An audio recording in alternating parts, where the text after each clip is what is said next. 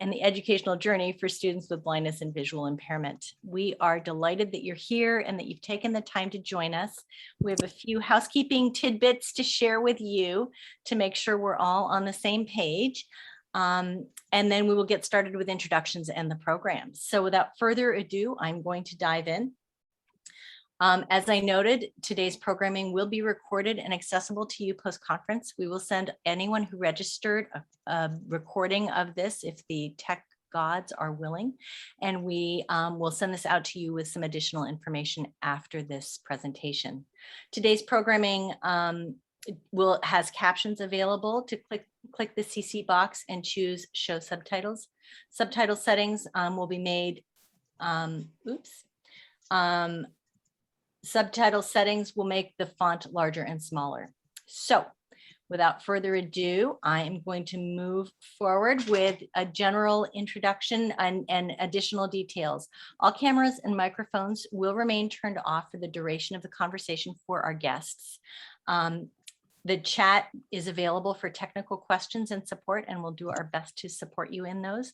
The Q&A section is for questions that you might want to direct to the panelists and presenters who will be introducing themselves in just a moment.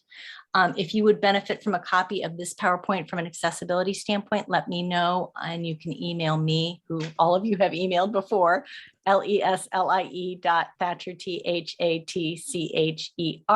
@perkins.org. And we can get that to you. So a couple notes. We come in the spirit here today of collaboration, as you'll hear during our introductions and during this presentation. We want to shed light in some of the corners of our students' experiences that you may not know about, but that often help us provide better service and support for our students. We are here because we know there's a gap between the expectations of what skills college-ready students have and the skills that many students are learning with blindness and vision loss bring. So there's a gap in expectations between high school and college. And our students often do not have the self-awareness to recognize these gaps. On top of this, a revolution in personal devices that we'll talk about, including phones and laptops and iPads and all sorts of other wonderful access tools, have both resolved issues and created additional issues. And we're going to unpack a little bit of it because we know they impact your day-to-day working sometime. So the time is right for this discussion. And I suspect that is why we have individuals representing 67 different colleges and universities. We have community colleges, technical colleges, large state universities, private colleges of all sizes and walks. And I am so excited to see such a range of folks representing, by our count, almost over 500,000 people who are enrolled in colleges that your services are touching. So we're thrilled that you've made the time. And here we are today. So without further ado, I think I am ready to hand this over to our next slide, which is of course not going to cooperate with me right now. There we go. I'm going to briefly go over the agenda prior to our introductions. Today, we're going to explore exactly what we're talking about when we talk about blindness and visual impairment. It can mean a lot of different things, and it's worth a little exploration. We're going to talk about some fun things like 504s, IEPs, ADA, IDEA, and the alphabet soup I know many of you are working within. The role of the K-12 educational system in college preparation and transition for students with BVI is a complex combination of experiences, let's put it that way. And we have learned that one can assume nothing but information can help us move forward knowingly. Then we'll explore all the different steps of moving into and through college, including different tools that may help or perhaps hinder your students' progress, the wonderful value of the interactive process, and how we can use that to help students not only with blindness and visual impairment, but with other disabilities that you may be working with within your practice. All of this is intended to help us create and produce by next spring a promising practices guide that will help you all create a usable, flexible tool to think broadly about how to empower your students as they arrive on campus. So without further ado, I am going to ask my colleagues to introduce themselves. Starting with Linda Sullivan. You ready? Yes, I am. Hello, everyone. My name is Linda Sullivan. I am the 504 ADA coordinator at Dartmouth College in Hanover, New Hampshire. I'm very excited to be here today. As you look at our screen, none of our names are up there, but what you do see is a picture of multiple roads that kind of converge into like a rotary or a center. And the reason why we put that picture there is because it really does in some ways reflect not only our students' journeys to us as disability service professionals, but also even my colleagues, Leslie, Kate, and I, in our various roles and how we got to work together. We come to this work very differently with very different backgrounds, and it brings such a wonderful blend of perspective to our work with students. So I thought that was a very good opportunity to kind of think about the work that we're doing. As we go through the presentation today, you'll see that there are multiple instances where we come back to themes. And one of them, as we're talking, I want you to think, what is the role of the DSO? And each one of our slides, and as we talk about the impact that blindness and vision impairment have for students, what is our role? How do we help students? What is our responsibility? Where does that begin and end? For some, it's different than others. Sometimes the size of your school or the size of your office dictates a lot of that. I can tell you that my first experience working with a student who was blind came as kind of a shock to me. I was not young in my career, but young enough in my career. And I literally was fortunate enough that Perkins was basically in my backyard, and I was able to tap into some experts in the field, and they really helped me learn how to think about working with students who were blind or visually impaired in a way that was much more holistic. And so considering the role of the student in all the aspects of student life that student will touch. When we think about accommodations for students who have these kinds of impacts or barriers, we want to make sure that we're thinking beyond the classroom. And how does blindness impact their ability to access the dining hall or programs around campus? So it's really important that we think holistically. And that's another theme that you'll hear us talk about this afternoon. And with that, I'd like to introduce you to Kate Katulak. Thanks, Linda. Hi, everyone. I'm the Associate Director of College Success at Perkins School for the Blind, and I'm also a certified teacher of students with vision impairment. I got started in this field many years ago, feels like, when actually I became blind a couple of years before transition to college. It happened unexpectedly, and I'll share later on in the presentation a little bit more about some of the barriers and successes that I encountered during my transition to blindness and during my transition to college. But I want to share with you a little bit about that background, because I think it's especially important to acknowledge the roles that we all play currently and how our backgrounds brought us to these places. And for me, it was meeting other individuals who had vision impairment and other disabilities, and finding that services just weren't adequate, whether that's in kindergarten through 12th grade or higher education, or even in the world of career services. I felt that more could be done.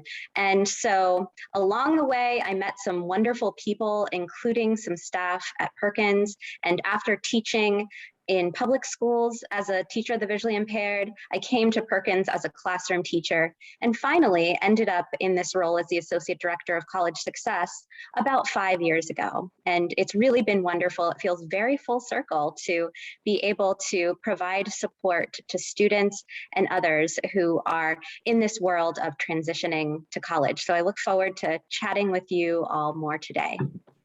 Leslie, I'll turn things over to you. You want to tell us a little bit about your background?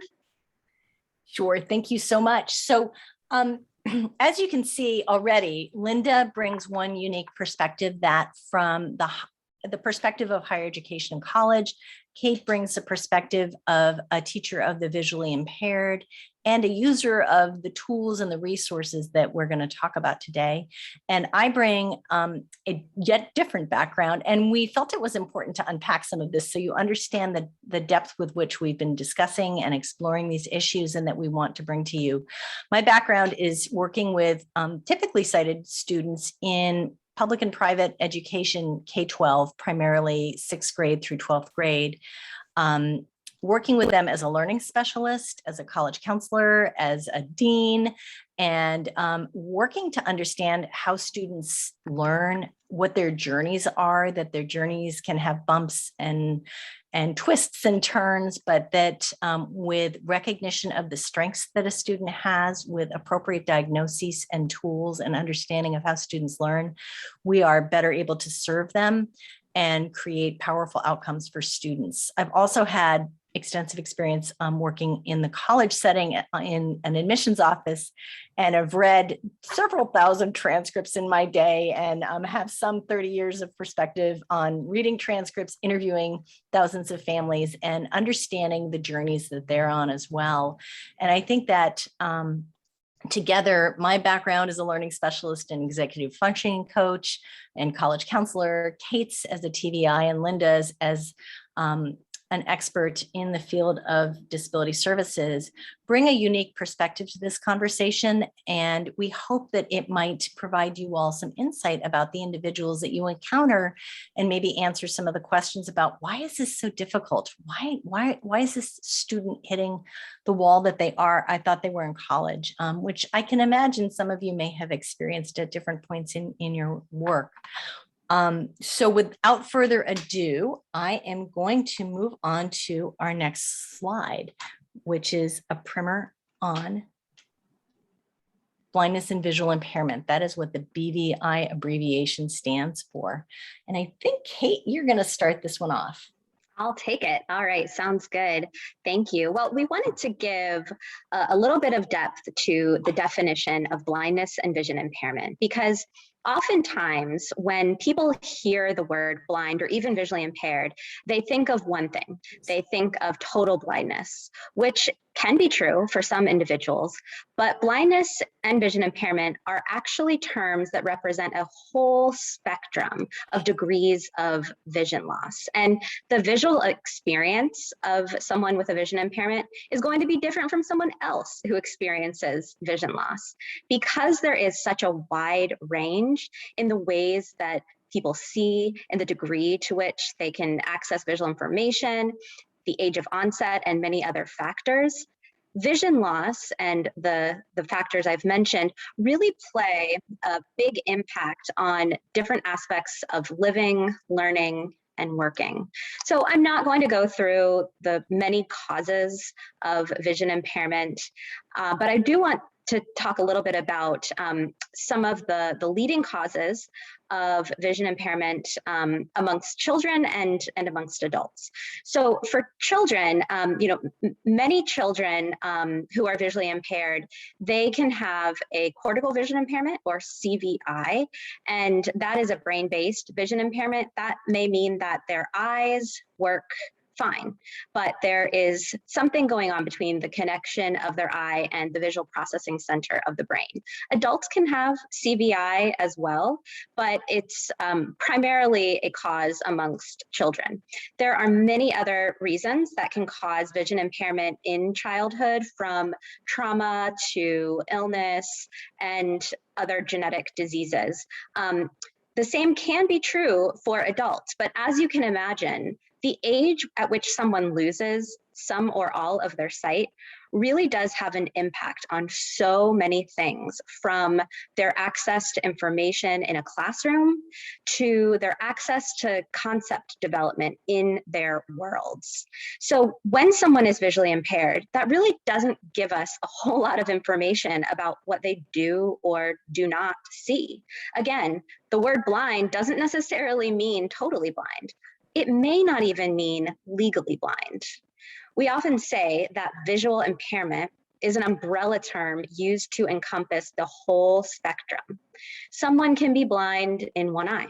Someone can have no usable vision, but see a kaleidoscope of colors in their field, which is what one sees from top to bottom, right, left, and in your central field of vision.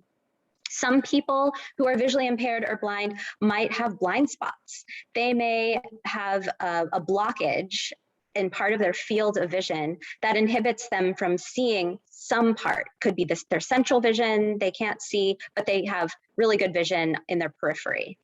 Other people might experience significant blurriness or darkness. Some people who have no vision, their field is just white. Others see total blackness. It really, really varies.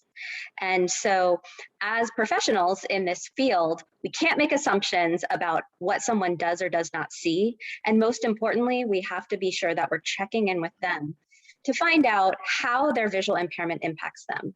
And the reason I say that is because, again, people experience vision loss in personal, individualized ways. So we could have two people with the same exact cause of vision impairment. They might even have some other similarities like their visual acuity, their visual field. You might see that on paper, their vision loss is roughly described in the same ways, but they might experience that vision loss completely differently. So you may assume, without talking to the person, that someone can see something and they can't. You might assume that based on the way their vision impairment is described on paper, that they might be limited in what they can see, or they might have more access than you might think. So the most important thing to do is really just to ask them if it's appropriate and if it's useful information for the services that you are providing.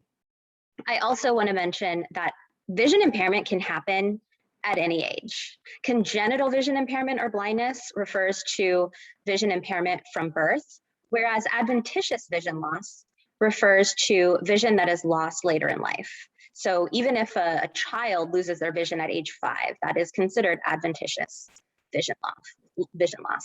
And when you think about the impact of age of vision loss, we start to really think about some of the really important concepts that might be missed or might be limited, depending on the severity of vision loss, and more importantly, depending on the interventions that are received by students.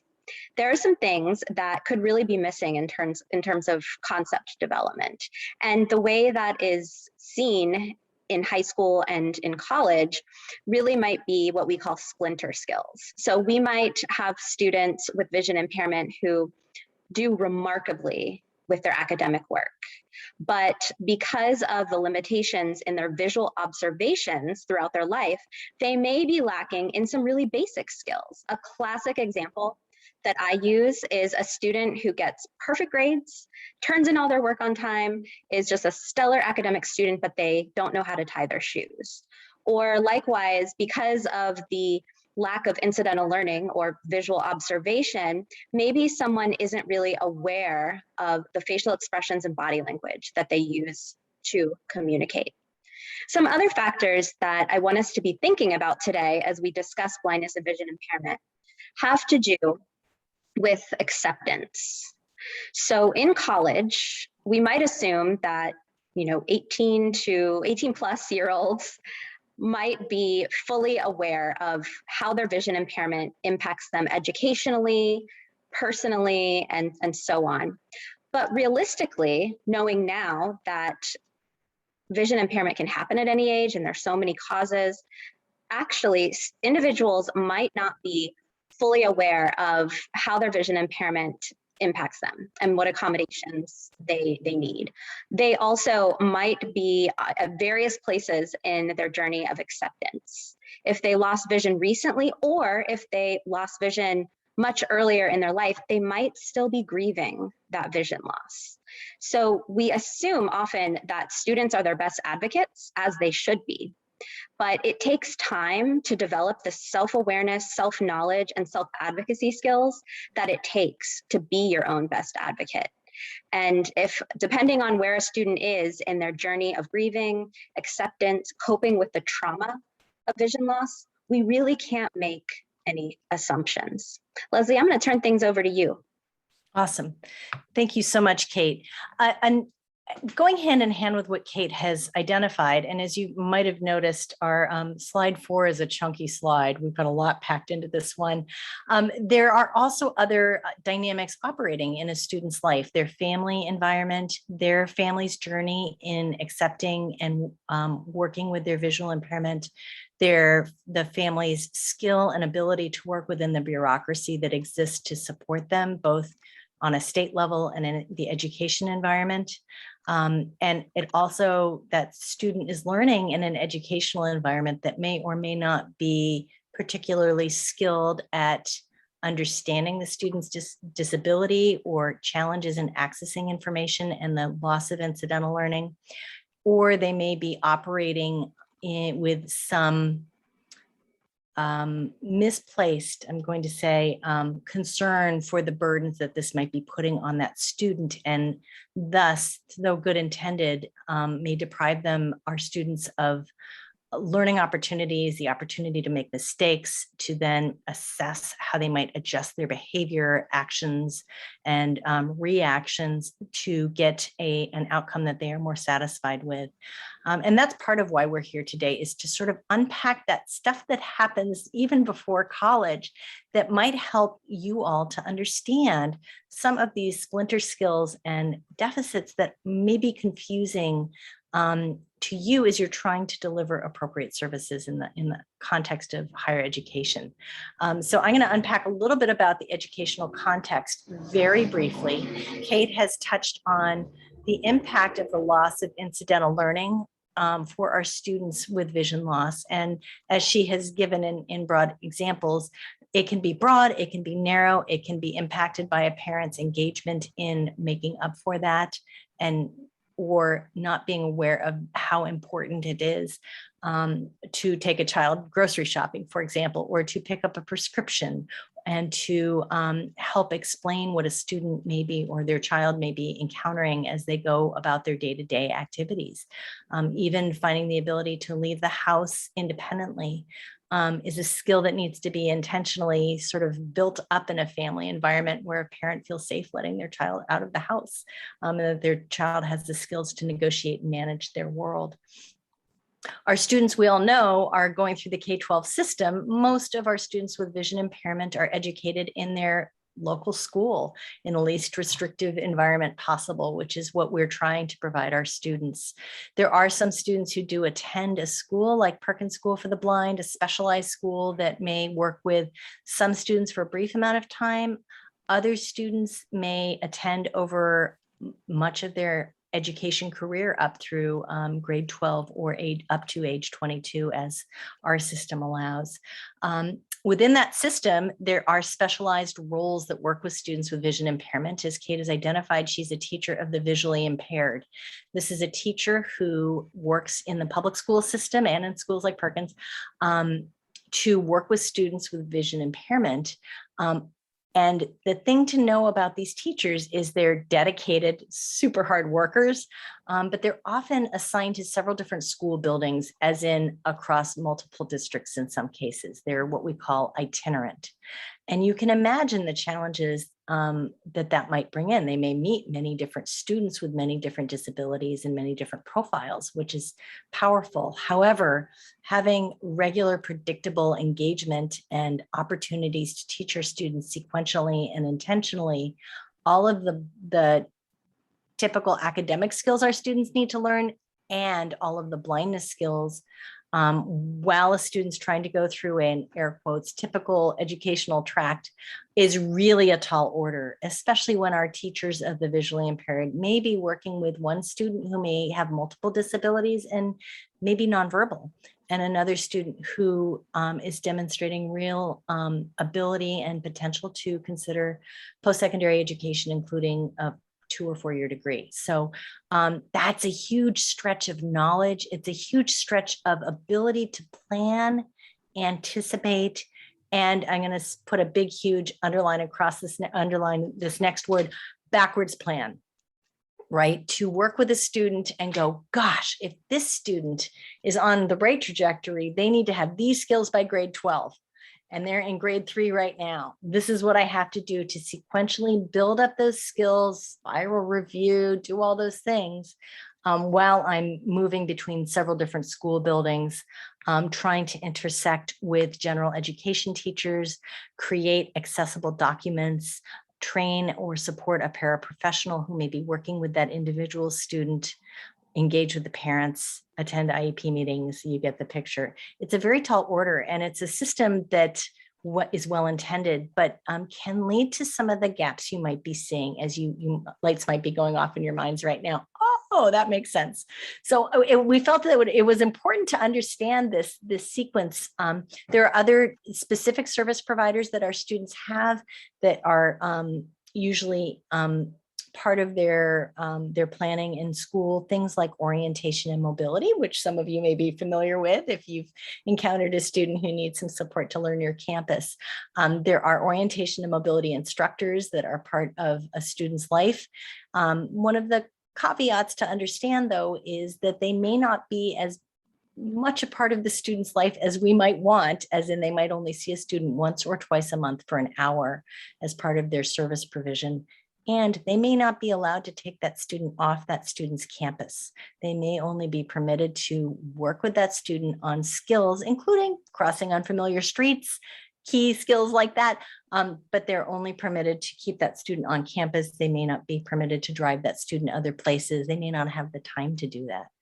So we see these structures in place, but not the adequate depth of time and digging into all of the details of building up these skills over time, so that a 19-year-old might land on your campus and say, oh yeah, I got that. Not all of our students will be able to generalize some of those skills they might only get once a month. So you can imagine the impact. So we wanted to unpack some of these tools and help you understand a little bit more of that student's day-to-day possible educational context. Another key element to understand is our students may not have had explicit conversations, and we're going to get into this in a couple of slides, between the difference of high school support and college support. And we, again, like I said, are going to get into that.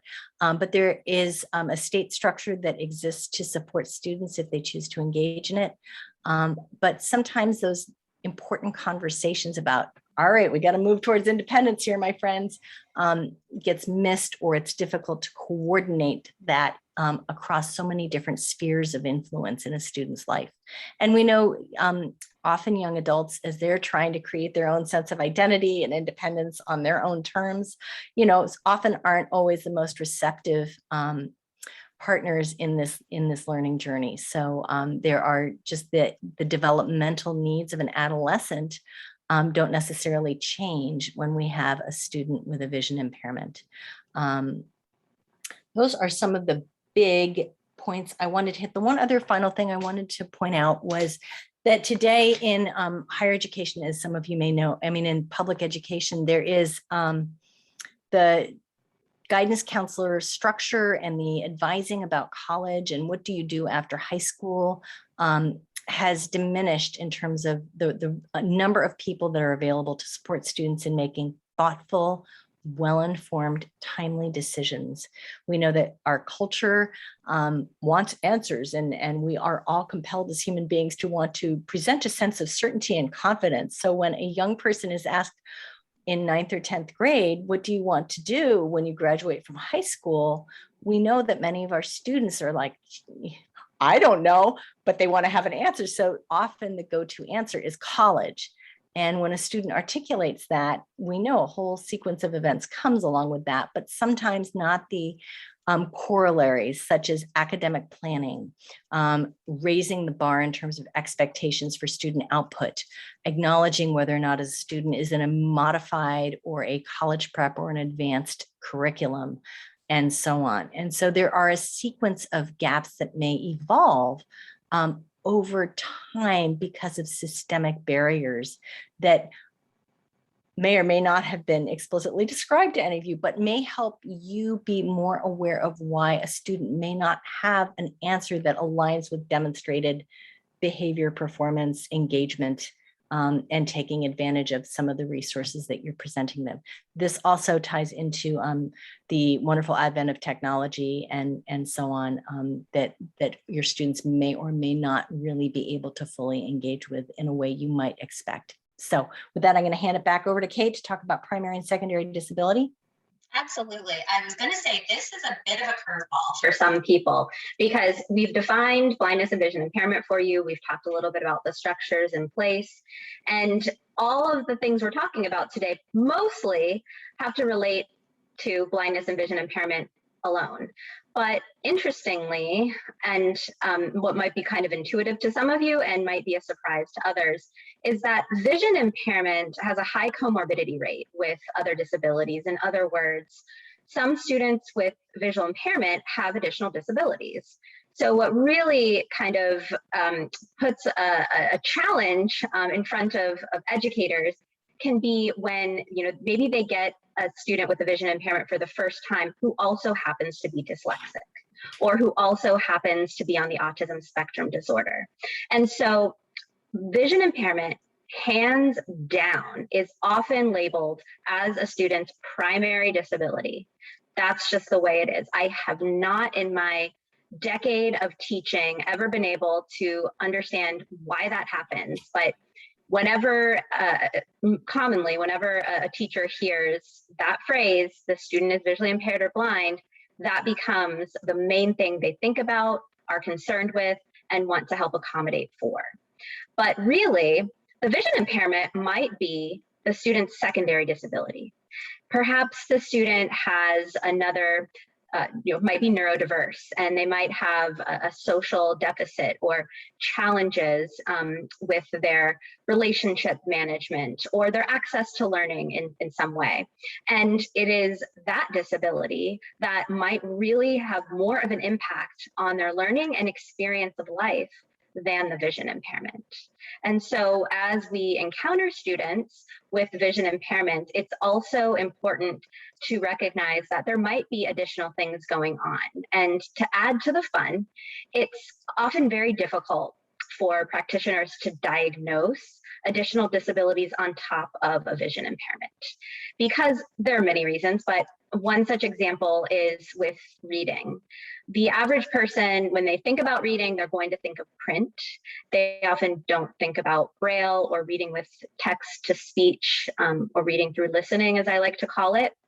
And so when we consider a student who is blind or visually impaired, and they're really having difficulty accessing some emergent reading skills, is it because that student is learning in a different way from their peers and they don't have as much instruction? Or is it because of a reading disability? Or what is going on? That's what we have to ask ourselves for our younger students. But the same can be true in college. Is a student having trouble accessing content, reading materials, because they can't see them well, or because there's something cognitive going on, or something else that we may need to attend to? So just something to think about. All right, I'm going to move on to the next slide.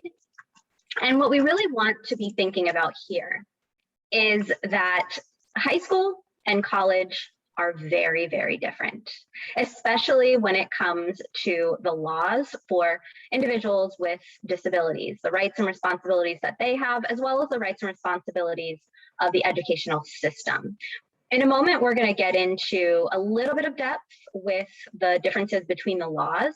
But before that, I want to acknowledge some of the differences in preparedness and some of the differences between how students and families think about accommodations, accessibility, disability, and so on. Many students and their families are not prepared for the transition to college. Many students and families assume that the services and supports that were offered in high school are going to continue into college. And as disability service providers, I imagine you all know that it's not always that way. It's very different. But I think what sometimes gets missed is that the parents and students don't necessarily have that training or knowledge. And so when they come to a college, when a student comes to a college, and when the families arrive for tours, orientation, and other visits, we can help them to understand what some of those differences are. And ideally, more and more teachers, guidance counselors, college counselors in the younger years will begin to explain to students what they might expect. So we know there is this misconception that exists, and there are ways that we can really help to prepare students. They may be expecting, again, that the same accommodations they got in high school might transfer to college, and that could be true, or it might not be true at all. When we think about high school, there's an entire team of people whose job it is literally to help that student be successful, to drive their education and to help them thrive in their learning. Whereas in college, we know that that responsibility is largely placed on the college student, on the individual who is requesting accommodations. And they have to know themselves, and they have to know their learning styles and their needed accommodations in order to advocate. So we often say that the individualized education program process is driving success, but in college, accommodations are driving access. So in high school, again, we are doing everything we can to make sure that students access the curriculum, make progress, and reach some level of success. Whereas in college, that success is up to the student. It's our responsibility to make sure that we're giving them access to the curriculum, to activities going on around campus, to the infrastructure around the college, and any other services that are available to the rest of the student body. Linda, is there anything you want to add here? Thanks, Might be Kate. muted. Oh, am I now? You're good. There we go. Okay. Thank you, Kate. Actually, you've done a wonderful job talking about all of this. I think it's really important that as disability service professionals, one of our jobs in the, unwritten job descriptions are to help our students and their parents very often understand these differences. There's a lot of confusion that sits out there, and there's a lot of expectation. Kate touched on this earlier about, and Leslie touched on it about the safety, parents feeling safe to let their child go outside of the house without them. That first drop off at college is overwhelming for parents. That safety factor is huge. So we all have to take our work with students to a secondary level when we're talking with them for the first time. And we have to be aware that accommodations that we provide at the beginning of the semester may change during the semester. And that theme will come up as we continue in other slides, because they're learning about their learning as they go through their first and second semesters of college. So true, Linda, really well said. So let's take a moment to analyze some of the policies that are in place to really highlight or underscore the differences between high school and younger years and college. So I'll talk about the Individuals with Disabilities Education Act, and then I'm going to hand things back over to Linda to talk about some of the other legislation, including the ADA and Rehab Act. So I'm going to very briefly overview some of the key points from the IDEA, because that's really language for the students who are still receiving their elementary or secondary education, or even younger. So it is important to really understand the differences between IDEA and these other legislation, even when you are a service provider in college, because it just helps contextualize the information that families and students are used to in high school and what they might be assuming is in place in college when we know it is quite different. So the Individual with Disabilities Education Act, or IDEA, provides free and appropriate public education to students between the ages of 3 and up to age 21 for individuals with qualifying disabilities, and there are 13 disability categories, but the way in which students are classified or the ways in which they qualify for disability are very different between the IDEA and the ways that they qualify in college. Students who qualify under the IDEA will automatically have access to an individualized education program, an IEP.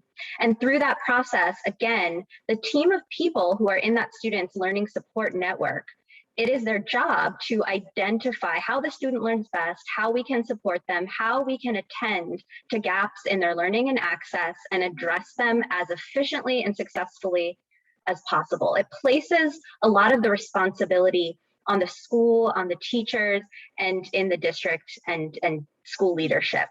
Whereas we know in college that changes, there is no longer an IEP, and that alone is something that most students and families, in my experience, do not know. They assume, well, you know, my child had an IEP in high school, so I'm just going to hand that over to the Disability Service Office and they'll get the same accommodations. But we know it's very different. So Linda, why don't you pick up here and talk to us about 504 and ADA? Great, thanks, Kate. So as disability service professionals, you all probably are very aware of 504 and the ADA. 504 references Section 504 of the 1973 Rehabilitation Act. I know that in my practice over the years, I've had parents, you know, in a rather feisty state, want to challenge that 504 applies no matter where the child is, whether they're in high school or whether they're in college. And yes, it does. And the ADA applies in both of those settings as well. 504, however, has a different subsection that is applicable to college students than the K-12 setting. And the ADA looks at colleges from public and private, whereas a public school setting is only going to look at the school setting as a public institution. All of that to say, we need to just be aware that parents don't know, and sometimes teachers don't know. I've told this story many times. I have a child with a disability, and when she was in middle school, her middle school teacher was trying to convince me to take her off her IEP and move her to a 504. And she said to me, as my daughter was in the 7th grade, "It's portable, you can take it to college." And I smiled at her and said, "No, I really can't."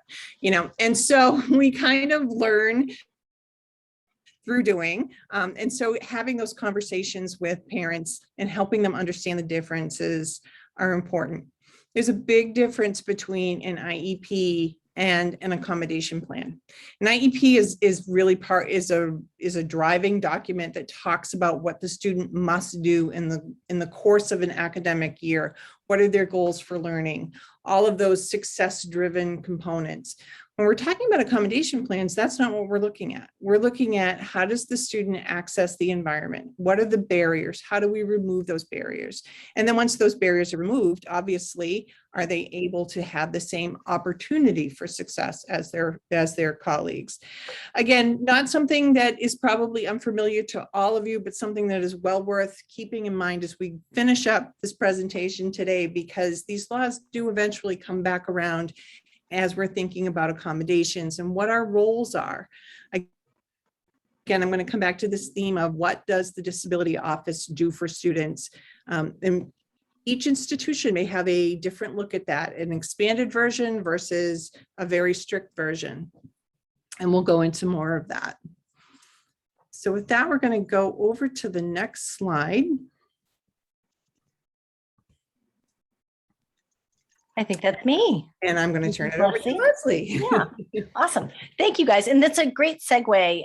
As the words that really stick out to me that I want you all out there to think about is the IEP being a driving factor for activities for a student that they may cross the street independently at least 3 times out of 5 attempts, that type of driving data point that our IEPs are driven by.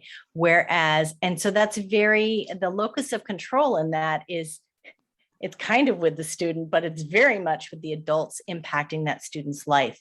It may be the paraprofessional making sure that student takes a test in the conditions that are indicated in the IEP, but that may not be on a track to lead that student to the independence that we know that that student might need to take the same kind of test in college, such as a multiple choice test with the same number of options that typically sighted students have, for example.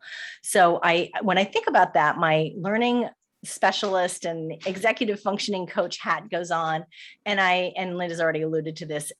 This is about literacy. We've talked about incidental learning as it's a form of literacy. It's that fund of knowledge of how the world works. What are the different steps to making a hamburger? What are the different steps to putting away the groceries? What are the different steps to doing laundry, putting my clothing away, picking an outfit for the day? Those are day-to-day tasks of daily living, but that incidental learning for our typically sighted students allows them to sort of derive on their own terms in ways that make sense for them. But for our students operating and learning and living with a visual impairment, that incidental learning reduces the amount of air quotes literacy, or that fund of knowledge that they can then build more complex concepts with on their day-to-day life. But it also has implications for their learning in school. For example, because I enjoy learning about a lot of different things about how our brain manages information in different ways. One of my favorite charts of all time is one that demonstrates vocabulary acquisition for students with and without dyslexia. It's a chart that has a very low slope for students reading with dyslexia without intervention, and a very steep sloped graph of students reading and learning without dyslexia and acquiring vocabulary. This is the number of vocabulary words acquired by grade 12.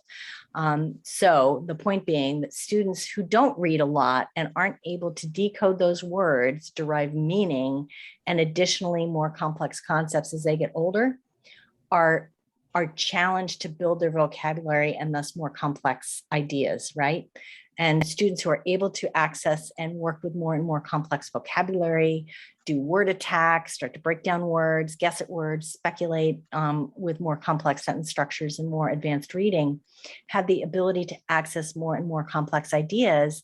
And you can see where this is going, so that by the time they reach grade 12 or transition to college, students who have more experience reading and acquiring more robust vocabulary are more able to tackle the more complex reading and demands of a college level course. And I worked with a group of students called postgraduates for many years. They're students who choose to take an extra year of high school to increase their skills as a learner, and often to play another year of a selected sport and become a more appealing recruit on the college level. And I saw the same exact issues with these students who were very busy working on their athletic skills, which I don't have them. So, you know, they're smarter than me on an athletic point, but I love words. And there was a big gap between their experience with words and the experience of my other students who really read extensively. And we see similar challenges in building those concepts.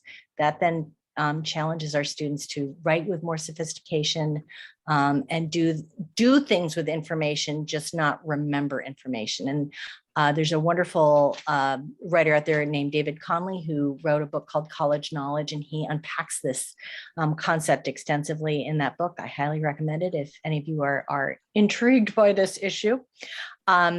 So there are some enrichment programs that some students can engage with outside of their school that are offered through different organizations. We'll actually highlight a few at the very end of this talk so that you know some of the ways students can begin to gain some of this. Some students with parents who have that gene in their body and that time in their brain and life to bring their children out to broad, rich arrays of opportunities can create different trajectories for our students.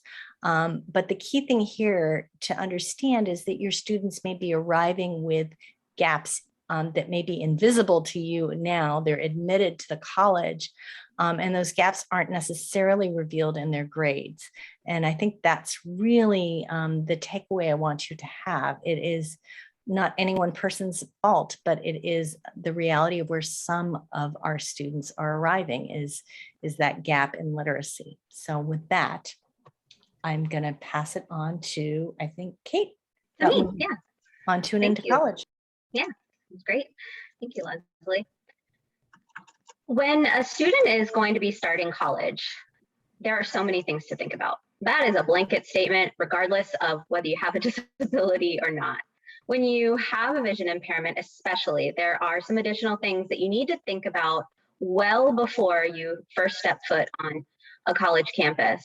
Leslie talked about orientation and mobility. So traveling around campus, knowing how to get to and from your classes, being able to find your way around so that you feel comfortable traveling to different places, being able to socialize, and so on.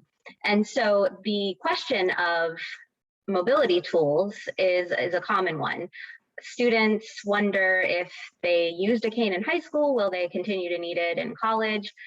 There's often wonder about whether they should get a guide dog before they enter college, during their first year, or after. In addition to the travel side of things, they're also thinking about access in terms of technology and content. So students with vision impairment often use various forms of assistive technology, from magnification software and devices to screen reading technology, digital braille displays, and so much more. And the accessibility of classes can largely differ from virtual learning or online classes to in-person classes. And sometimes a student doesn't know that a class is accessible until they get there and find out that it isn't. And so I encourage disability service providers to really become knowledgeable as much as possible on gaps, that is, areas of inequity or lack of access in the offerings at our universities. And that's a hard thing to do. You're not going to be able to have your eyes and ears everywhere and know which online or in-person classes aren't accessible, but as much as you can train staff to make their classes accessible and their content user-friendly for individuals who use assistive technology, the better off that everyone is going to be, and you're going to be able to take a proactive approach. As students are transitioning to college, they're also, of course, thinking about their social relationships. A lot of times, students with disabilities, students with vision impairment in particular, they struggle socially. Society is not at a place yet where they understand disability, vision impairment, or blindness. I think that's just a fact. We've made progress, especially since the Americans with Disabilities Act, but there's still a lot more that can be done. And so for that reason, friendships might be harder to gain for students with vision impairment.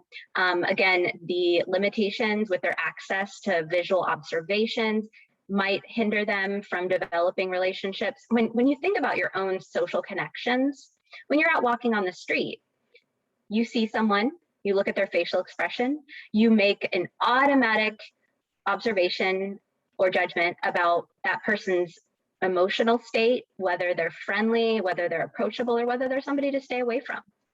A person who's blind or visually impaired might not be able to do that. Likewise, they might not have access to feedback about how their words, actions, and gestures are received by other people. Think about when you tell a joke. Well, when you're funny, you get a smile. You might even get a laugh. When you're visually impaired, if you can't see that someone has smiled and you've just dropped a joke and you don't hear that laughter in return, that could be a really awkward moment. So I could give dozens more examples of why having a vision impairment can cause some social deficits, some social awkwardness, some uncomfortable experiences, and some barriers for students who really want to make those social connections in college. And I'm going to talk more about each of these things in terms of what we can do to address them. But a couple of other final things that students are thinking about, of course, is whether they're going to live on campus, whether they're going to have a roommate, and are they going to be able to get the things they need to survive, like food, and to be comfortable, like getting involved in campus-wide activities. So when a student is blind or visually impaired, some of the extra considerations that they're thinking about when they contemplate living on campus, living in a dorm, and having a roommate, they may be thinking about the organization of their space. We find that a lot of students who are visually impaired request single rooms, and there may be more to that than them just wanting to be kind of on their own. I mentioned earlier that I am someone who is blind, and let me give you a little insight into one of my biggest pet peeves. One of my biggest pet peeves is when someone moves my stuff. Because if I've put my toothbrush in a spot and the next day I come back and the toothbrush isn't there, even if it's only been moved 5 inches, when I reach my hand out to touch that toothbrush that I placed with such intentionality the day before and it's not there, it's something that I have to spend time and energy and frustration looking for. And again, it might only be 5 inches away, but I don't know if that's 5 inches to the right, 5 inches above, below, to the left. I don't know if it's been dropped on the floor or fallen in the toilet. So when our students who are visually impaired request single rooms, sometimes it might be as simple as they just want to make sure that their stuff stays where they put it, so that there isn't added layers of frustration and searching for things that they need and that they've placed in particular areas so that they can access them easily. Not every person with a vision impairment is super organized. To be honest, I'm one of those people, so I'm often putting things down and not really thinking about where it's gone. But again, organization is really critical when someone is blind or visually impaired, and so that might be a key consideration to think about and to ask the students about if they are requesting living in a single room. And then when it comes to the decision about whether to live in a dorm, are there features that make that dorm accessible? Is there signage on the walls so that the student doesn't accidentally walk into somebody else's dorm room?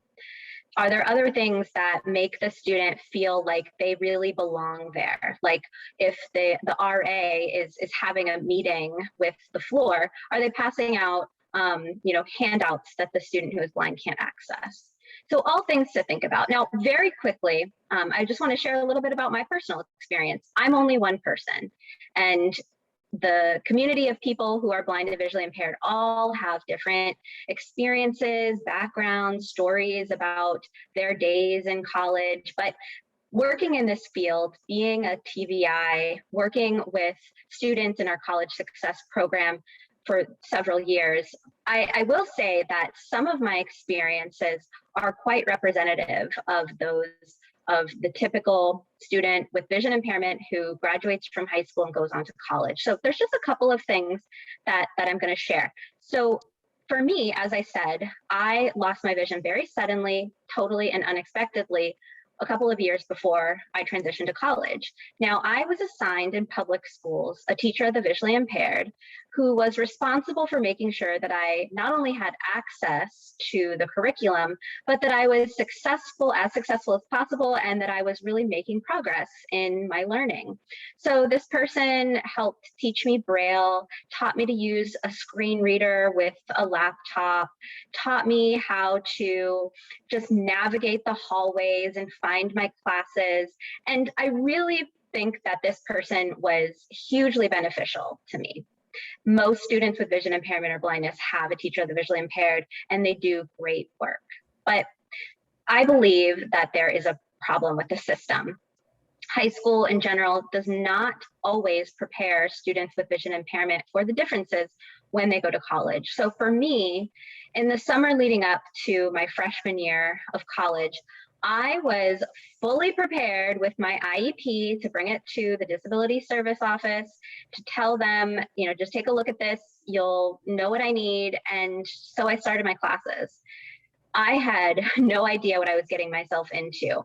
No one had explained to me what is an IEP, what's the difference between that and a 504 versus the accommodations that you may receive in college. No one really explained to me what advocacy looks like in an applied type of way. You know, I knew about advocacy. I was able to verbalize its importance, but I really didn't have opportunities to practice it.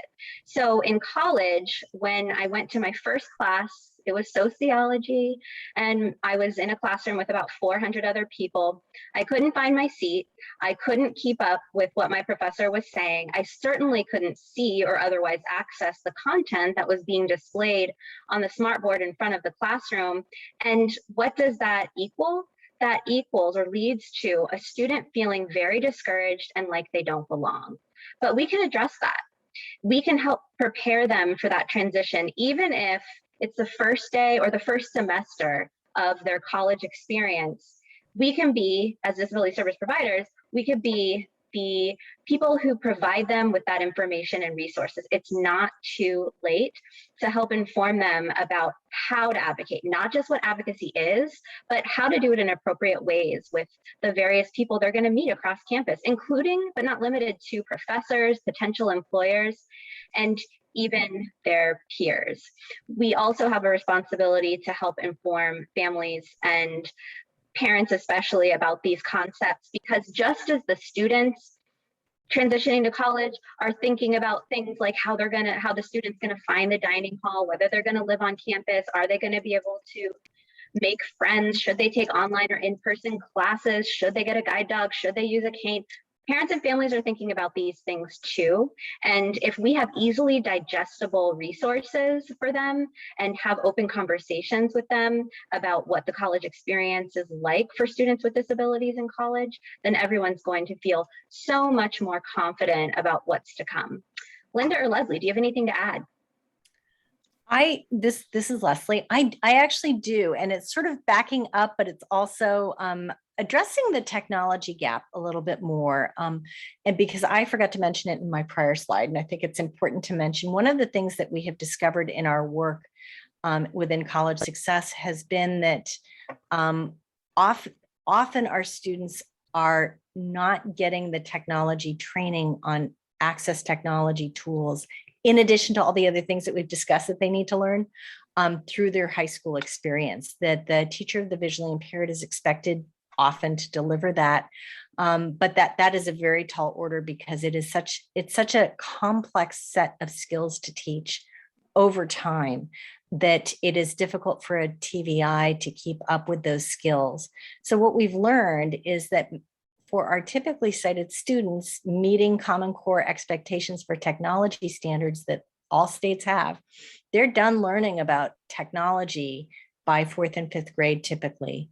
And then they're using technology to learn, to access learning, to gain access to additional ideas, concepts, research, and so on. But what we have learned is that many of our students are not being introduced to those same skills at the same time as their typically sighted peers, and often are never taught those skills through their high school experience, and often graduate from high school with limited typing skills, which leads to limited exposure or no exposure to screen reader usage. Over 50% of the students, I'm eyeballing this here, but of the students that we have worked with in the last 3 years were typing less than 20 words a minute. That's grade 9 through age 22. That's a massive gap that then is going to present itself in your disability service office, right?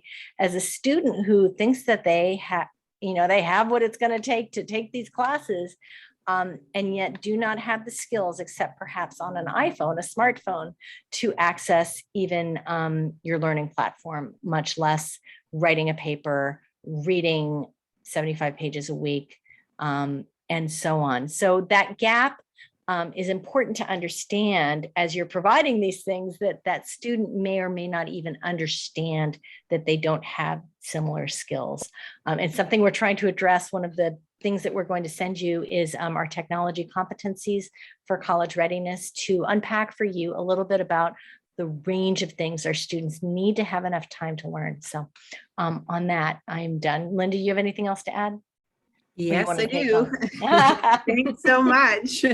So, this slide I found really kind of intriguing because the three of us approach this from, we're all talking about the same things, but we're looking at it from different perspectives, which is kind of the theme of what we're talking about today.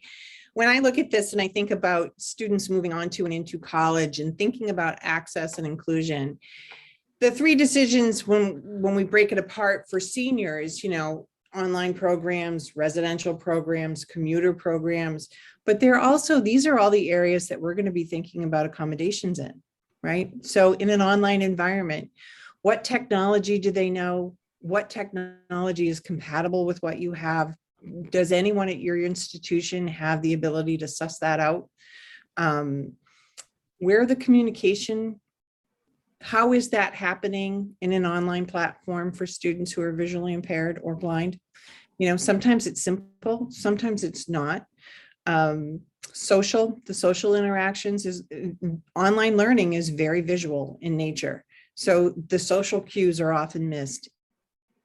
And teachers or professors aren't often taught how to teach online, and then they're not ever taught how to teach online to a visually impaired student. So things to think about in places where your role as a disability service professional is going to step in and help guide some of the conversations. Same thing with residential spaces.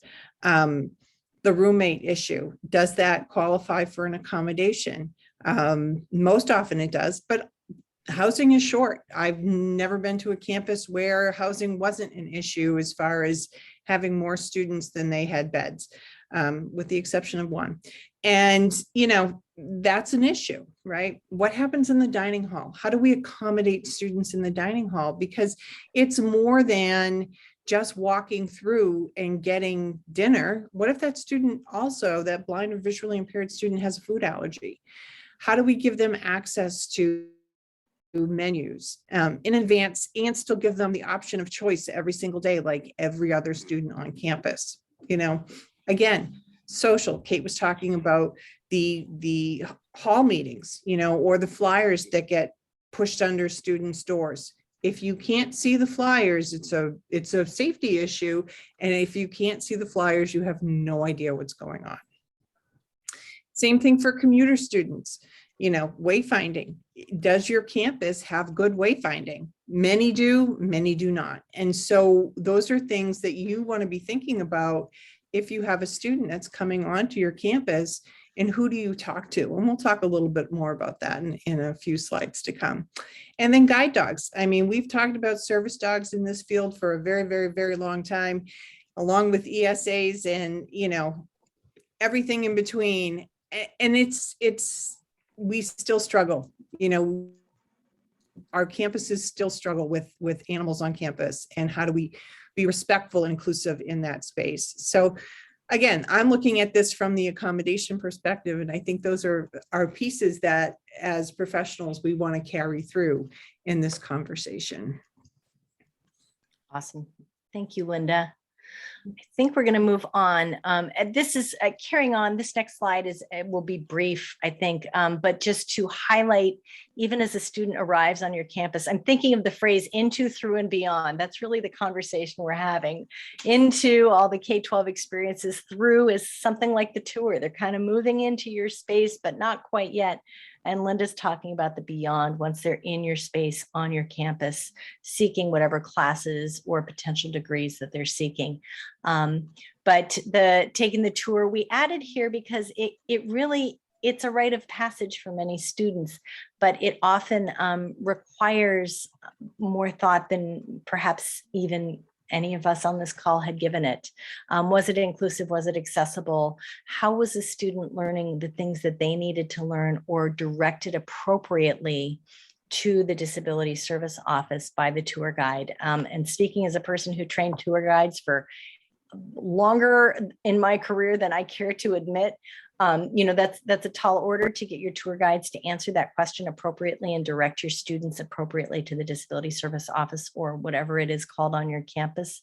But that moment of contact when a high school student is on your campus is a golden opportunity to open up the next step, open up good questions, and to be ready for your students when they hopefully show up in your office after a tour. So, Kate, is there anything else you want to add to that before we hand it over to Linda?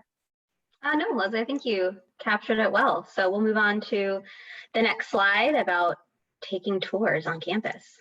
We just did that one. I think we're sorry. Yep, sorry. We're going to jump over to slide 10. Linda, you're on.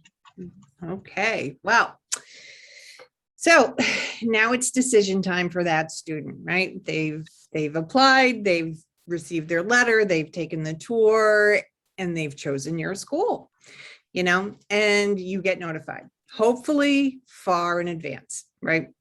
That doesn't always happen, but often it does, and if you've never done this, I can tell you my first experience was there was this fear that kind of just ran through my entire body saying, uh-oh, I don't know what we're going to do here. Take a breath, just take a deep breath in that moment, because most parents are very active in the choice of a college for their child, very much so if the child has a disability. They're going to steer their child towards a school that has a good reputation for disability service provision. So the fact that they chose you is a good sign. It means you're doing something right. So keep that in mind as you go through your next 2 to 4 years with these students, because you are. It's a learning journey for everyone. If it's the first time you've done this, know that you have a peer group here. You have a peer group at a head. You have peer groups all over the country who, if you post a question or you make a phone call, most of your colleagues around the country will answer the call or answer the email and give you as much knowledge as they can possibly share. This is definitely a field where we learn from each other, and we stand on the shoulders of giants as we go forward, right? So you're aware of a student, the next thing you have to do is start planning. And planning, Leslie talked about organization. Well, organization is really in 2 directions in this situation. You want to plan and plan and plan some more. You want to meet with, one of the first people I would meet with, or I recommend people meet with, are your financial people, because this is going to be expensive. There is nothing more frustrating than a disability service professional working their tail off trying to get things done, to have Braille production held up because somebody has you jumping through hoops to get multiple quotes, and it takes a month to get all that in, and that's a month of lead time that they're not getting to production. Or somebody comes back to you and says, well, we can't do this, we can't afford it. We can't afford it is rarely an excuse that can ever be used in court. So people have to find the money. And so having those conversations early and being clear that, depending upon the kinds of services you need to provide to this student, this could be an expensive proposition for your college. It will be a good proposition for your college. One of the other pieces of advice I can hand out here is never let the college make it about the student. Okay, the student didn't choose to be blind. It's not the student's fault that the college has to spend money. The college is spending money because there's something inaccessible here. There's something inaccessible in the environment of the books that are chosen, or the way that material is presented to students, or through administrative decisions not to make upgrades in physical space or in technological space. And those are administrative decisions, and that's fine. But at some point, you may find that you have to bring things up to code or get things in shape so that students of all abilities can access the information for the college. The next person I would meet with is your 504 coordinator, because they are going to be your best friend. I hope you all have one. If you are in you know, a one-person office, or you are both the disability service professional and the 504 coordinator, you're going to want to break out a list of your colleagues that you can talk to, because it can be a very stressful time, and they can help you think about all the different aspects of the things you need to plan. In our second session to this, part of what we're going to do is to help you devise your own action plan going forward, and really kind of solidify some of this planning for you. You want to meet with student affairs leaders. Again, thinking inclusion here. All the things we just talked about as far as moving onto and into college, you know, we are largely student affairs issues. So we want to make sure that people are aware that we're going to need some support. The student is going to need some support, and things need to be made accessible from the start, not retrofitting them, but from the beginning. If you've got 4 months, 4 months is plenty of time to get signs corrected, to get handouts made for students that are accessible. There's things that can be done. The next thing I would recommend you do is take a walk around campus, because your student is going to walk around campus, right? So look for physical access opportunities. What buildings work well, what buildings don't. Pay attention to traffic lights. If you have a college in an urban setting and there's a lot of traffic, you want to make sure that those traffic lights are audible. You want to make sure that there's enough time for the student to get across the road. It can be great to have an audible system, but if the lights are only red long enough for the student to get halfway across the street, it's still not going to help you. So we definitely want to think about all those things. And then moving on.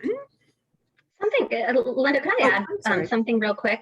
Sure. I love what you were saying towards the beginning of this slide about, you know, the student didn't choose to be blind. They need accommodations because something is inaccessible, and it is the college's responsibility to help address that. I just want to piggyback on something there, which is, you know, it may be the case sometimes that a student doesn't have adequate training or access to resources that might make a class or a feature of campus accessible to them.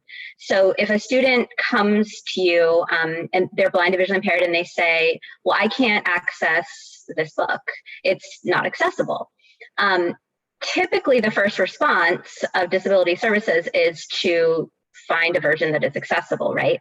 And that's great. But then if the student returns and says still not accessible, we might want to then begin thinking about what technology is the student using, and are they trained on it very well? So we talked about some of the systemic barriers for our children and young adults who are blind and visually impaired. And one of those consequences is that too often our students who transition to college don't have the tech skills. They may not even have the equipment that they need to fully take advantage of the available resources that could help them access content and other materials. So it's okay to have those conversations with students. Tell me a little bit about how you use your technology. Do you feel that you need additional training? And if that's something that disability services can help connect to students, that's a wonderful way to utilize resources to make sure that they have a locus of control, that they feel a sense of autonomy on their own, over their own learning, and that they begin to advocate in ways that are in line with the ways that technology have progressed in the 21st century. That's all. Thanks, Linda. Thank you so much, Kate. That is a great segue into our next slide, which is on making college accessible. So it's one more after that. There we go. So we have a list of bullet points here, everything from Braille to, you know, how do you handle this in a one-person office? And I think that this too is a situation where we can look at this from the perspective of a disability service professional, and then looking at it from the perspectives that Kate and Leslie both bring to this are also really helpful. We bring up Braille right away because that happens to be one of the things that IEPs basically mandate of students who are blind, right? That the schools need to teach students how to read Braille. But that doesn't mean that they're ever proficient in it. Some are, some stay very proficient in Braille, and some exclusively read Braille. And others, they do what is required, and they could get through some basic Braille, but that's not their primary reading medium. So understanding what a student needs for print access is an important aspect of what we're thinking about, right? We need to look at what are the services that a student needs, what is necessary in order to remove the barriers in a college setting. There's a lot of things that we need to do, but there's also systemic issues that we need to explore. And those will be different by institution, right? There's a lot of areas here that are not clear. I wish there were a lot of do this, do this, do this, but there isn't. Assistive technology is one of those areas. You can have a student who can come in and tell you that they are proficient with JAWS. I literally had this happen not long ago. And then when we really got down to it, the student wasn't proficient with the technology at all. The student didn't know how to use it, didn't know how to use it well. And it became this kind of push-pull with the student saying, well, you have to teach me. And the office saying, you said you know how to use this. Our job isn't to teach you how to use technology you know how to use. Let's see what we can do as far as finding other supports for you. And that can be difficult because, again, college students are there. They don't want to, they want to be able to finish. You want them to finish. Finding that balance is going to be sometimes very tricky, and sometimes you're never going to find it, right? Sometimes you have to step outside of it a little bit and think about, okay, well, if JAWS isn't working, what might be working? Could it be the operating system that the student is using that's making JAWS work funny, as this one happened to say? And that actually was the case. And then we get back to literacy again, right? So using print mediums, different kinds of reading, different types of mediums really makes a difference for students. Some students are going to need a combination of mediums along their journey through your school. I've worked with students where Braille was their primary medium, but in history classes, they were perfectly good with audio versions of a book. Making sure the syllabus is accessible. All of those pieces are important aspects so that the student can understand where they are. Another piece that is important here to think about is how the student is organizing and how you're organizing the materials that you're providing for a student. That's where the organization piece comes in again.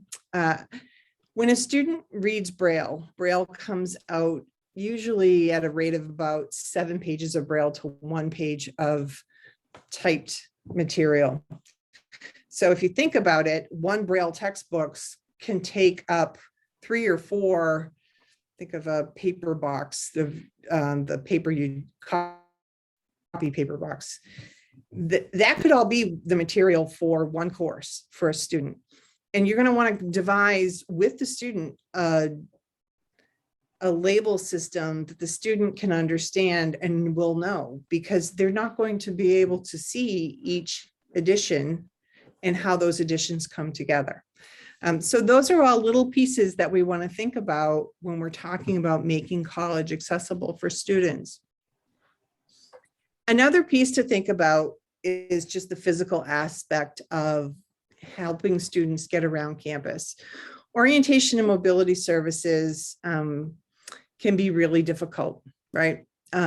Sometimes in some schools, the position is that that's a personal service and we are not responsible to provide that.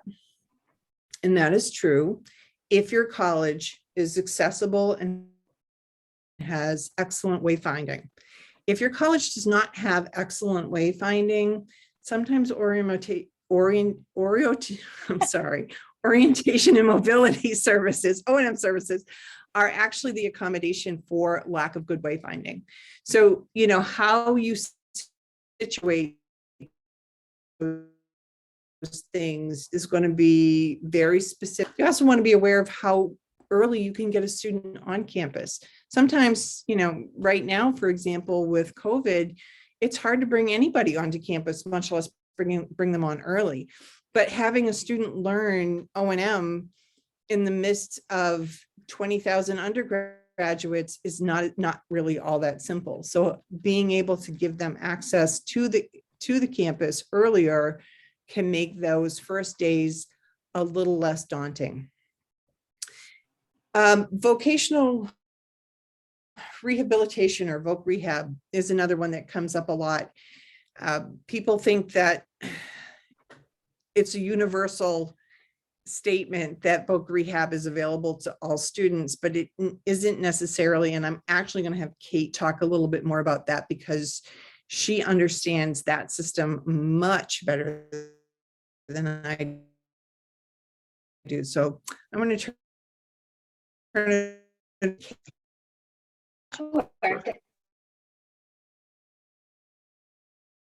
Those dollars are handled is largely interpreted and individualized by the state. So if we have students coming in from various states, the voc rehab services that they get might look very different. Commonly, for students who are blindly impaired, voc rehab services that they might receive in preparation for or when attending a college might be to get those O&M or orientation and mobility services that Linda was talking about. Other opportunities might be to have a vision rehabilitation therapist or a VRT work with the student on the college campus, in their dorm, or even in their home before they attend college, to increase their independent living skills. So to teach them some of those cooking and cleaning and self-grooming habits that will keep them safe and healthy and independent while in college. So the way that students access their VR services is by becoming a client. And pretty much, unless a student is super young, graduating high school early, they're going to qualify once they are graduating from high school by age 18. It's typically age 14 or 16, depending on the state, to receive transition services. And many families will already be connected with their VR counselor, but some students start college and they've never even heard of a VR agency. And we often call it a commission for the blind or a state agency for the blind. And so I encourage you to have conversations with your students about whether or not they are connected to VR, because if they are not, you may want to just help inform them about the available resources. And you can even do a bit of research into how that particular state chooses to deliver services. Something that can be really frustrating is, again, because each state interprets those dollars a little bit differently, some states may eagerly, very willingly provide O&M services to a student going to a college in a different state, whereas other states might say, sorry, you're going out of state, so we're not going to fund O&M services unless you stay at an in-state college. And there are ways to kind of find loopholes and tricks of the trade for navigating the VR system. But it's just really important that students know those resources exist and have information about how to access them. Sometimes the question is raised about, does a student become a resident in the state where they're attending college if they're going to be leaving their hometown and traveling out of state for college?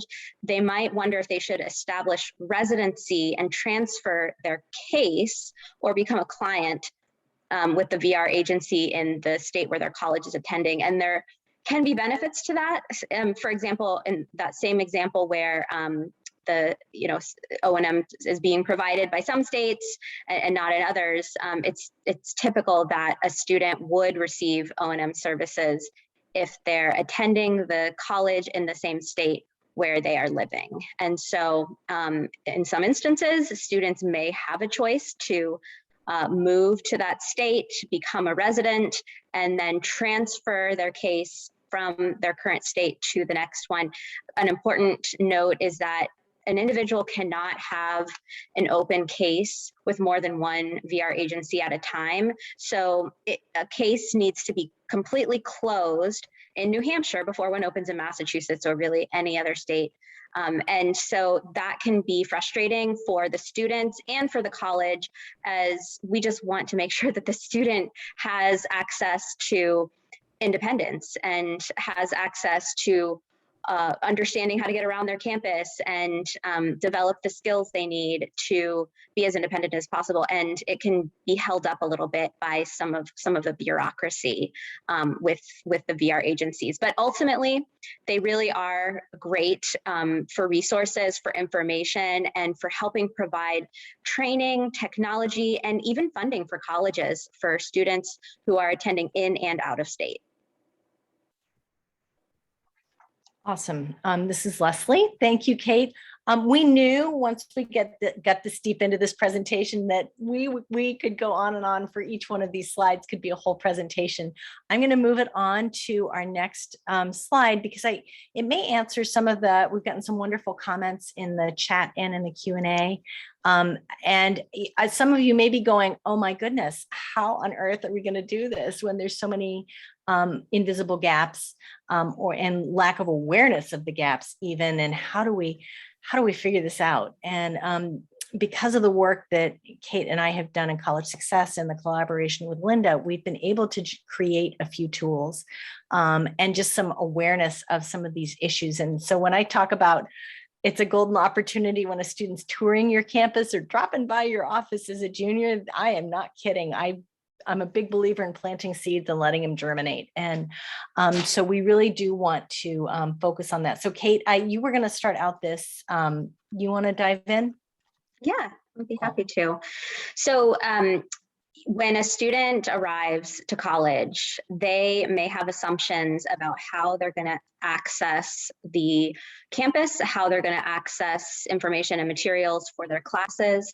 And it may come as a shock to them the extent to which they need to adapt. And they may, as we've already talked about, not be fully aware of some of the differences and the support that is given to them in high school and not given to them in college. And one really important example of this is with literacy. So we've talked about some of the challenges and some of the pathways that have been created by technology. It's pretty remarkable.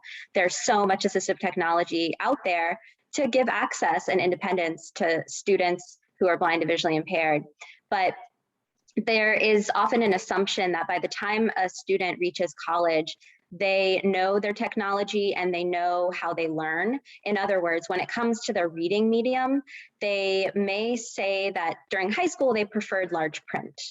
But when in college, they're starting to fall behind in their classes. They're having a difficult time keeping up with the reading demands, or even they're experiencing things like eye fatigue or headaches or other physical stressors. And they may come to the Disability Service Office with some of those complaints. And one really important consideration, especially with a student who is using large print and did use large print in high school and is now transitioned to college, we need to question, does that person need a switch to a different reading medium?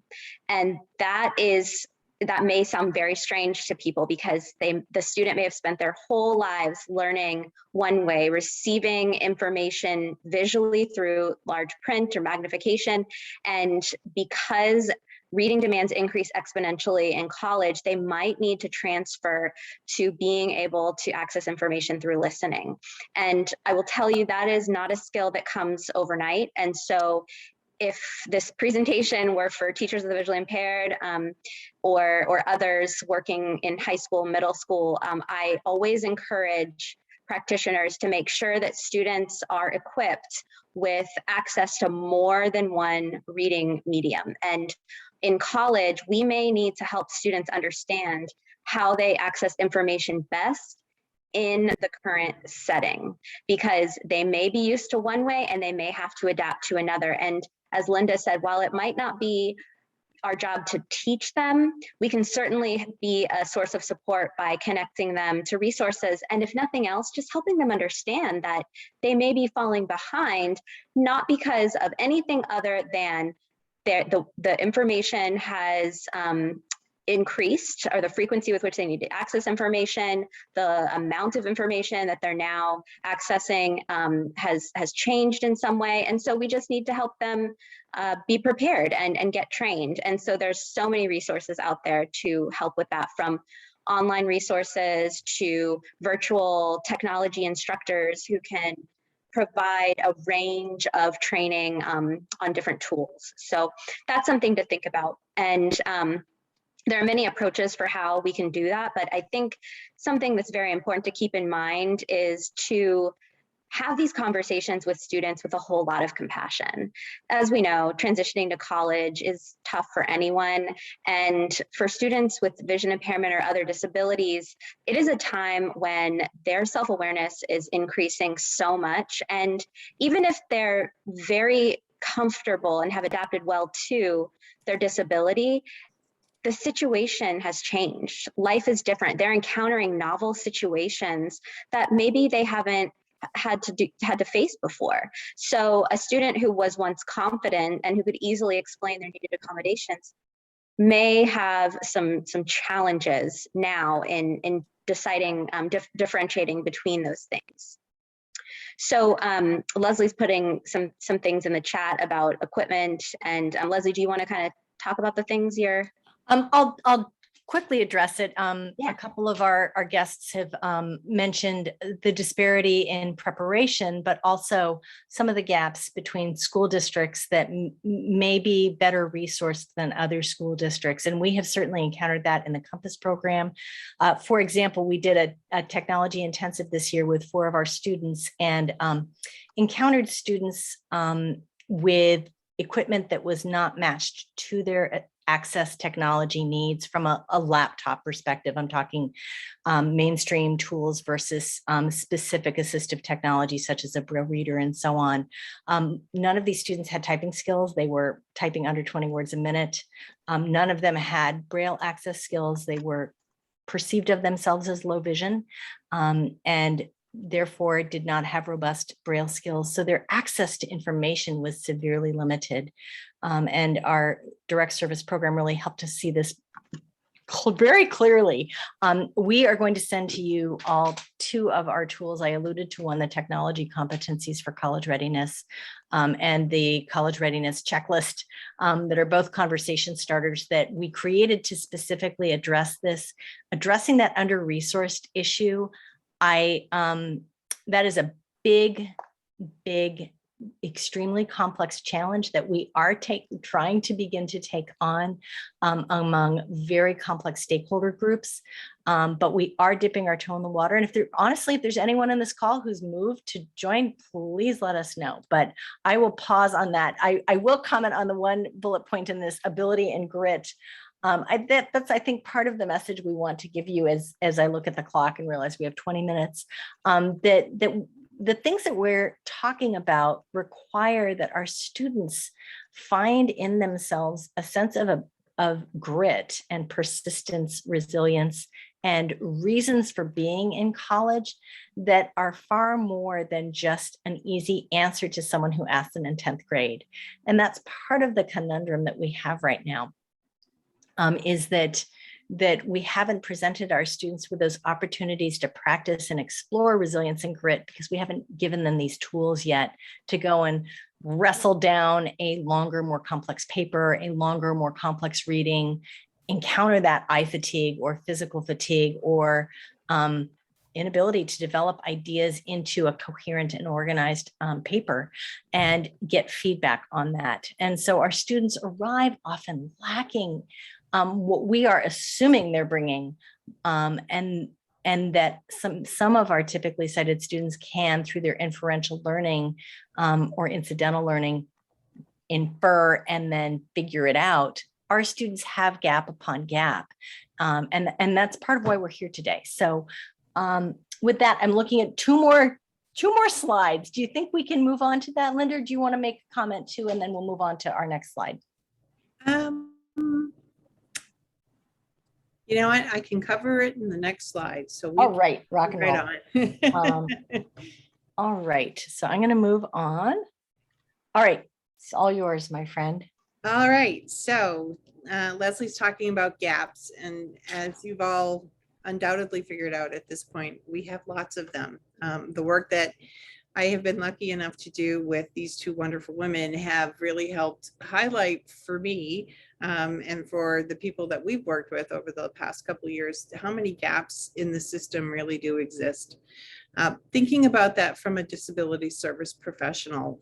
So what is the role of our office? I mean, I have never been to a conference where this issue doesn't come up.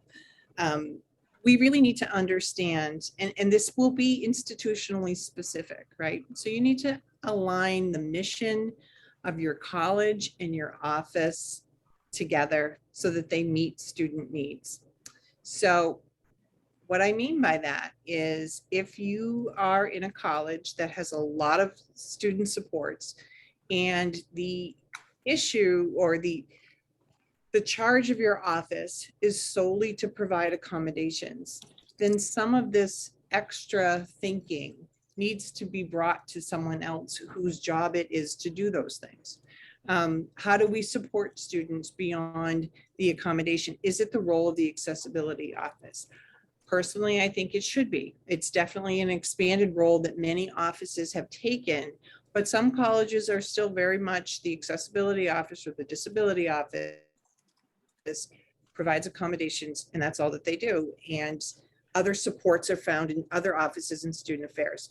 So knowing what your office is supposed to be doing within your institution can kind of help guide where you help students when there are gaps. We are undoubtedly going to come up to a situation where you have a student, and this applies to students beyond students with vision impairments or blindness, but a student that is not meeting,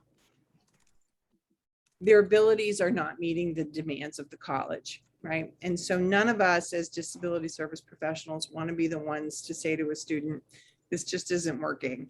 But you will come to a time, or you may come to a time where there is no accommodation in the world that you could put together that is going to best address the barrier that's happening for that student. And so though in those moments, that's when you want to be talking with the dean of students.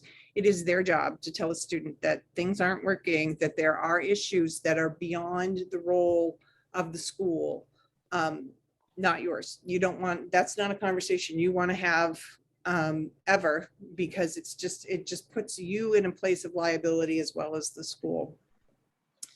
But you also want to be helping the deans talk about or think about the issues that the student is having, and are there other programs? Where can you refer a student so that they can get support? Sometimes they just need to take a stop out for a little bit to work on some skills and then come back. And that happens a lot for students, whether it's, again, related to vision impairment or blindness or some other condition that is interfering to such a degree that they cannot fully access their education. We talked a little bit about access versus personal need, and this gets really difficult because what sometimes looks like personal need may actually be an access issue, especially when we're talking about wayfinding and things like that. Software is another area that we run into this. Some colleges don't provide students with software, others do. And so the consistency across schools, especially if you had a student who's been to different schools, can be very confusing for that student. So that's something else to think about. Thinking about what is best practice. I mean, we're developing them as we go, but I will certainly say, and I think Leslie and Kate would agree, looking at a student holistically and where their challenges in one place may be affecting some other aspect of student life. Those are all the places that we're looking at accommodations or inclusive design. What is the universal design that can be created so that some of these needs just go away on their own?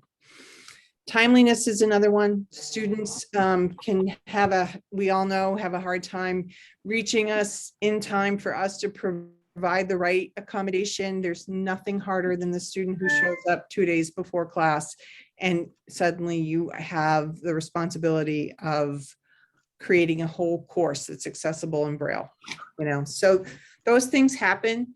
But when they happen, being honest and upfront with those students go a long way. Knowing who to turn to in your institution and in the field can be really helpful. There is no easy answer to any of the gaps that we've identified today, and I am trying to rush through this so that Leslie can talk about some of the other resources. We do have to think about our role in the institution and how we can advocate for students with disabilities and more inclusive design and universal design across campus, so that when we are in a situation where we need to create accommodations for students, our time is spent in areas that could not have been corrected by design. And with that, I'm going to turn this over to Leslie so that she can talk about some other resources and what our next steps are. Wonderful. Thank you so much. I did want to comment on timelines, timeliness, and one of the things we've encountered, enough for me to mention it here, in feedback from the high school students we've worked with, is that many of them have gotten used to operating without deadlines, that their peers may have a paper due on Thursday at 5, and many of our students report, even strong academically oriented students, that they may have no deadlines and be able to turn their paper in whenever they get it done. And that is one of those contributing factors that can lead to kind of that academic breakdown. Again, freshman dean for 5 years, although it was in high school, it's the same animal, right? And when a student doesn't understand how to chunk out a project, chunk out how to draft, how to edit, may have never done that before, and not operate on any kind of a do or die kind of consequential deadline like colleges often have. That really does set up what can be a cascade of negative experiences that are caused by something else, but may land in your lap. So on that note, we felt, and I will put this into a document that again will be sent out in this basket of goodies we're going to send you. I just brain dumped a few resources to give you all a sense of some of the training opportunities available for students who you might work with, to understand that you are not alone and that it is not up to you to figure this out. We're here, part of why we're here is to help provide resources.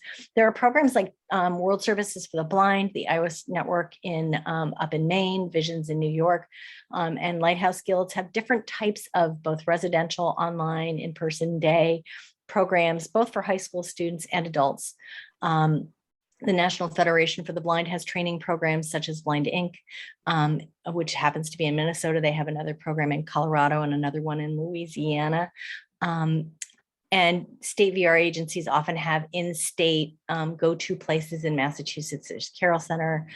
Perkins works with kids up through age 22 in our outreach programs and such, but other programs work with older students, such as college students.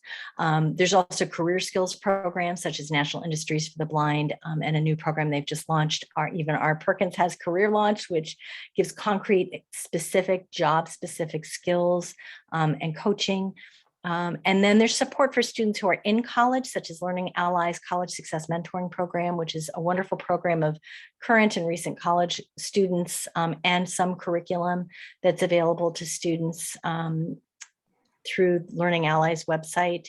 National Association of Blind Students is a robust organization that has state, little state groups, and I'm on a bunch of their listservs, and it's just a lot of fun, a lot of social activities, and a lot of support as well. There's some fantastic Facebook groups you can encourage students to join as well. And then again, the National Federation for the Blind is sort of the the very major organization. They've got some 50,000 odd members here in the United States, and do a lot of access and advocacy work on behalf of those with visual impairments. So I'll write those up, and I'll even be nice and include the websites in the document that I do send out, so that you can understand what these are. We're happy to help you understand how they might be appropriate for a student to refer to. But anyhow, there you are. I think it's a miracle. We have 7 minutes for final thoughts and questions, and I'm really looking forward to them. We've gotten a couple of really interesting questions here, and AJ definitely was on the literacy train with us, and she asks a really interesting question, and I would love to toss it out to have Kate comment on this a little bit. Blind and visually impaired students often present as environmentally deprived with respect to language development, similar to profoundly dyslexic students who have avoided reading. Remind me to send you a lecture we just had with Marianne Wolf, AJ, as well. To what degree do panelists think that the reliance upon screen readers at the expense of the development of Braille reading skills has contributed to this issue? Kate? Oh my goodness, this is one of my, oh, this is an excellent question. Thank you for asking. I'm going to try and condense my response into a very brief reply, but I would love to talk more with anyone about this. So our contact information will be up, because this is a really important concept and a fantastic question. So there is, depending on your philosophy, there is a push in the blindness education and rehabilitation community to increase Braille instruction or decrease Braille instruction depending on a student's needs. We often hear a statistic. No, I just was listening to AJ's. I use a screen reader, so I was just listening to AJ's response. So there is a statistic that we hear often in this world of blindness education that only 10% of students who are blind know Braille. And there are a lot of influencers to that number, and I would challenge its accuracy a little bit. But what I do agree with is that too few students who are blind and visually impaired know Braille, and it does not have to be an either-or situation between Braille and technology. First of all, Braille can be part of technology. Linda earlier was talking about one of the challenges of paper Braille, which is that it is so much longer. It takes up so much more space than regular size font or print. Whereas if a student is using something called a refreshable Braille display, that's a technology that can in real time show Braille on a little keyboard underneath someone's fingers, and it refreshes with whatever is displayed on the screen. So if a student is reading an email or browsing a website on a computer, rather than having to print out lots of sheets of paper Braille, they can just simply look under their fingers, and it will just keep popping up with little pins as the data is refreshed. Students who are blind, students who do not have access to early literacy print, I would argue, certainly need Braille instruction, because when you are an auditory reader, if you're reading, say, a book on tape, as a young person, you are not learning to decode. You are not learning literacy skills, how shapes of characters fit together to form letters and words and punctuation. You are not learning the left to right pattern in which we read from top to bottom, and so on. And so Braille is one form to really give that access to young children. So I do agree that too often technology is pushed as a substitute, when really we should be asking ourselves, what is the intersection of Braille technology, low vision tools, and large print magnification, and so on. So it is definitely a wonderful question, and I could go on forever, but I won't. What other questions do we have, Leslie? AJ also asks a superb question, and it's a timeliness question that we've danced around on the edges of quite a bit, about basically students at a community college. It's open enrollment, and we have a lot of community colleges represented in this call. And I think it's a relevant question. I'm not sure we have an answer in this moment, other than working in the K-12 system to increase awareness of strengths and challenges, supporting VR agencies who do work with kids to better prepare them with appropriate timelines. Of note, we are creating a college readiness resource that will be a portal for students, families, and professionals such as yourselves that you can refer folks to, that will have articles on this exact issue, things to think about, checklists, timelines, and so on, to help alert those who can be partners in your next steps in a more timely way, and the time that it takes colleges, anyone, to create more accessible material. And so that's my ideal world, AJ. I don't have much more for you on that, but these are superb questions. Linda? I would add one other thing to that, AJ. Community colleges very often run the same course in multiple sections, maybe in the fall and in the spring. The courses don't change that dramatically. Faculty are also supposed to choose their books a semester before, so that those books should be available. If you have some basic courses that all freshmen have to take, that you know they're going to have to take, same thing for sophomores, and you can make the materials in accessible formats. When you do it once, you often then save the files, and then you can make them accessible for the next, then you can give them to the next student at the next, when they register. So sometimes it's a matter of getting a list of courses together and finding time to get all of the materials made accessible, and then just replace the ones that the faculty update from semester to semester. And you have at least a starting point. You may not have 100% of the materials, but you may have 80. And 80, if you're starting 80% ahead, you're doing great.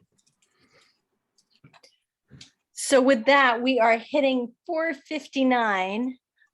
There's so much more to say. I will be forwarding the documents that we discussed. I will be forwarding 2 lectures that we ran this summer, one with Dr. Marianne Wolf about the reading brain as it relates to our students and many of the questions some of you have asked, and one from Dr. Ting from San Francisco State, and an all-around tech guru who will provide some interesting insights.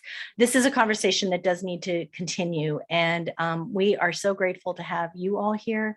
We're sending you a recording of this as well once it gets downloaded and processed appropriately. So be ready for a good bucket of information. And finally, I think my 17th slide note.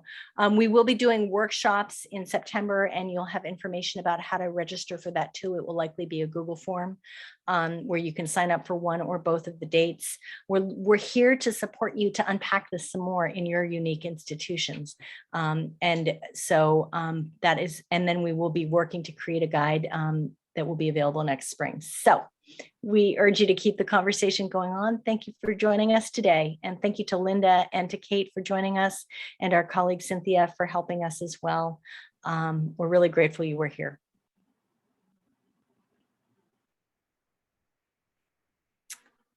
There you go. Good night. Everybody's going away. Bye-bye. Bye, thank you.